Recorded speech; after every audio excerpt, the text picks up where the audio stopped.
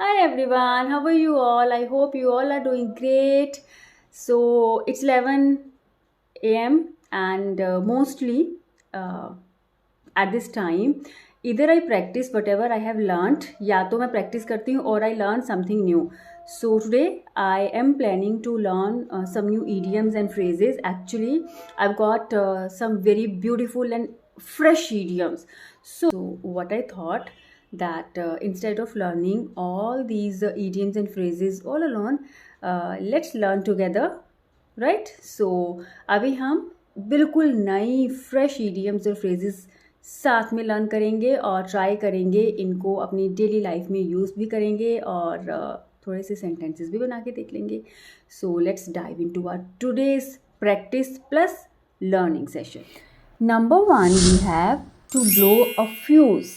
So, what does it mean? It means that someone suddenly gets very angry, perhaps over something unexpected, right? Let's understand this idiom with a sentence. You know what?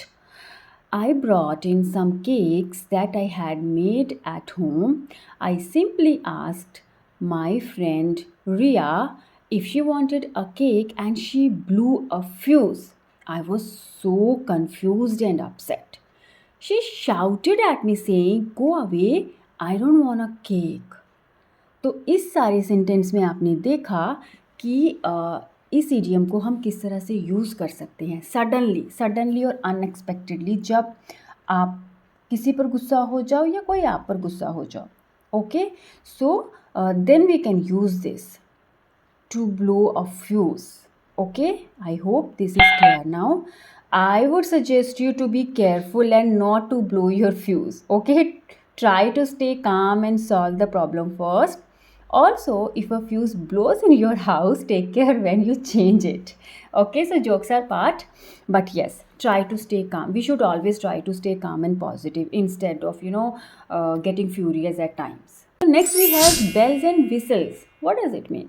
Actually, when something has bells and whistles on it, it means that it has a lot of cool features, right? So it's a positive one. चलो अब हम इसको try करेंगे कि इस phrase को थोड़ा सा यूज़ करें. Okay, my brother bought a new car and it has all the bells and whistles. Yes. सो अगर कोई पूछे कि oh wow what does it have, है ना, तो बेल्स एंड विजल्स होता है, सारी एक्सेसरीज हैं, एवरीथिंग सब कुछ है उसमें. किसी ने पूछ लिया क्या है तो आप बोल सकते हो well with this model he got in car wifi, heated seats and satellite radio and so on. तो आपको बताना है कि एडिशनली आपको क्या क्या अच्छी वाली फीचर्स मिली हैं जिसके लिए बेसिकली आपने यूज़ की है ये वाली idiom. Okay, I hope it is clear now. So let's move to the next one, and then we have bright as a button. It is actually, personally, it is my favorite one. So we use this phrase if we want to appreciate someone. किसी को complement करना हो तो हम इस phrase का use कर सकते हैं. कैसे? देखो, अगर आपको बोलना है oh she is such an intelligent young lady, she is as bright as a button. Okay, तो इस तरह से अगर आपको किसी को बोलना है कि मतलब कोई बहुत इंटेलिजेंट है और बहुत ही स्मार्ट है तो आप बोल सकते हो ही और she is a bright as a button.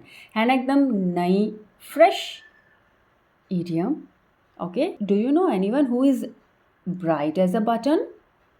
Okay, next we have cog in the machine. This is a very interesting phrase to look at, but much simple if you think about it logically.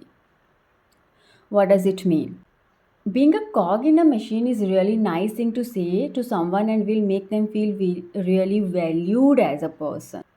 Okay, we can understand this with an example. Simply, you can say that, you know what, Raj, you are a very important cog in the machine here. It means here in this company you play a vital role, a crucial role, right? तो आप इस तरह से इसको use कर सकते हैं. Actually this phrase doesn't have to be limited to business. It can be use for anyone that works well in a team and that perhaps doesn't get much praise on a regular basis. Make them feel valued today. Without them, your machine might not work. समझ रहे हो ना? तो हम अपनी mother's को भी बोल सकते हैं क्योंकि most of the time we don't appreciate our moms. Home makers, right? तो हम उनको बोल सकते हैं that you are very important cog in the machine here, right? Actually cog तो क्या बोलेंगे, उनके बिना हमारी लाइफ ही नहीं चलती है, but the thing is actually sometimes we behave ungratefully, don't we? लगता है ना आपको हम करते हैं। तो जब आपको लगता है कि कोई शख्स है, कोई भी इंसान है जो रियली बहुत इम्पॉर्टेंट है मे बी आपके बिजनेस के लिए और आपकी लाइफ में, but usually you don't appreciate that person, तो आप उनको बेहतर फील कराने के लिए you can easily use this idiom to hit the panic button. What does it mean? अभी इसका मीनिंग हम समझेंगे एग्जाम्पल की हेल्प से। Okay, so Raj got a phone call this morning saying that his son had not come to school and they didn't know where he was. Raj hit the panic button. He leapt from his seat and ran out to his car to go to and find his son. Okay, तो आपको समझ में आया ना, to hit the panic button मतलब एकदम से परेशान हो जाना, बिना सोचे समझे, मतलब उस टाइम सोचने का टाइम नहीं होता, तो एकदम से आप उस सिचुएशन पे रिएक्ट कर देना, राइट?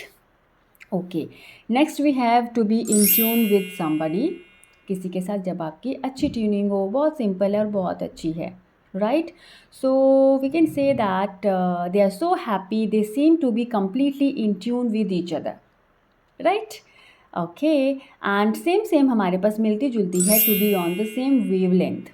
ओके, इसका भी मतलब सेम ही है, to be in the good tune, right? To be in tune with somebody, और इनको हम इंटरचेंजेबली यूज़ कर सकते हैं, to be on the same wavelength, right? Next we have a well oiled machine. A well-oiled machine. This phrase is used to show that a unit of people or a group of things work very well together. Okay, this can be used in the workplace or indeed to describe your family, right?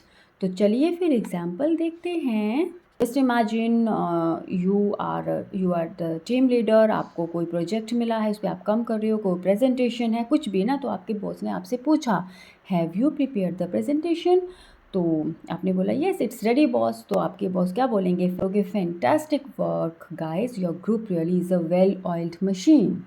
आपको समझ में आया ना इस phrase को हम कैसे use कर सकते हैं? Then next we have to pull the plug. अच्छा, जब आप किसी प्लग को खींच देते हो तो क्या होता है? अगर कोई सप्लाई है तो ऑब्वियसली वो सप्लाई बंद हो जाएगी, कोई चीज़ जो है वो काम करना बंद कर देती है, ठीक है? तो ये फ्रेज़ भी इसी से मिलती जुलती है। और अगर आपको किसी को मोटिवेट भी करना है तो भी आप इसको यूज़ कर सकते हो। You can simply say don't pull the plug yet, है ना? Just give it a shot, just give it another shot, इस तरह से।